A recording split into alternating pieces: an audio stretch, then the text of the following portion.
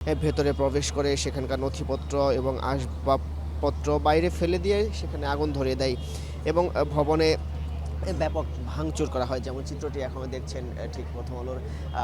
৩টি যেই ফ্লোর রয়েছে ৩ তলাতেই ভাঙচুর করা হয়েছে এবং আগুনে বেশিরভাগ অংশই পুড়ে গিয়েছে এবং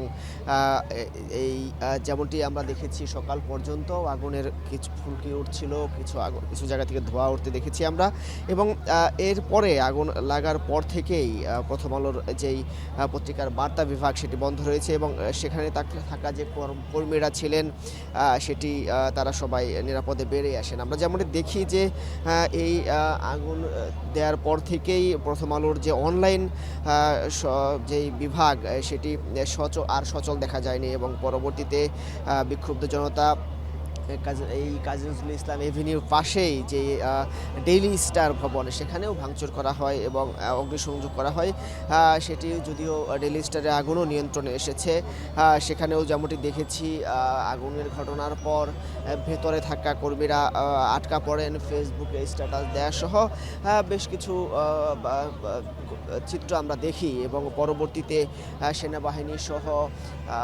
আ অন্তর্বর্তী সরকারের সাবেক উপদেষ্টা মাহফুজ এবং এনসিপির যেই প্রধান সমন্বয়ক সহ আ আ তারা গিয়ে সেসব কর্মচারীদের বা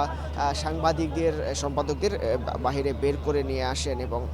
তারপরে ফায়ার সার্ভিস প্রথমে যেমনটি দেখেছি যে ফায়ার সার্ভিসের গাড়ি কিছুটা বেগ পেতে হয় তাদেরকে সেখানে যেতে এবং পরে রাত ২:৩০ নাগাদ সেই রেজিস্ট্রার ভবন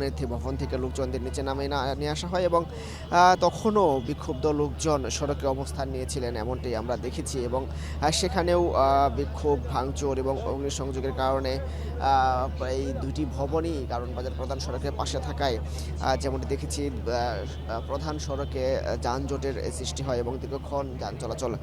বন্ধ থাকে এবং এই রিলিজটারে হামলার কারণেও সেখানেও যেই অনলাইন সংস্করণ সেটিও আমরা দেখেছি ঘটনার পর থেকেই বন্ধ রয়েছে। সব মিলিয়ে এখন পর্যন্ত প্রথম আলো এবং ডেইলি স্টার ভবনের সামনের প্রথম আলো ভবনের সামনের চিত্রটি দেখলেন, এখনও ধোঁয়া উঠছে।